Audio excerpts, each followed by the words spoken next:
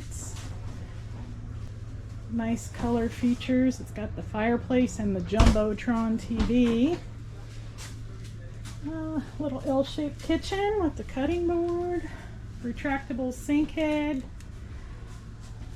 We got induction and gas cooking. Microwave. Drawers. That's a conventional microwave. Conventional.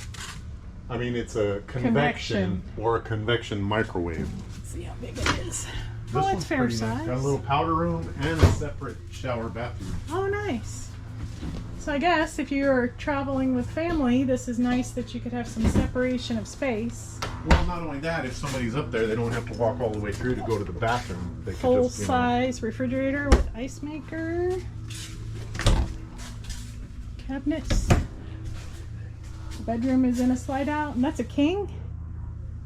Looks like it. Air conditioner. Yeah, It looks it's like definitely there's a king. 2 air conditioners, overbed storage. There's walk around, but it's going to be tight. That's okay though. At least you're not crawling over somebody, you know. Got a lot of storage here with a TV. The master bath, shower. Yeah, very nicely bathroom. We've got a storage under there. You know what I'm looking for? Is there a washer and dryer? I don't think there is. It's not there. Could be a combo prep unit maybe, but no, I don't think there is. I don't see one there either, but we do have lots of deep storage. Full-size fridge with ice maker and water.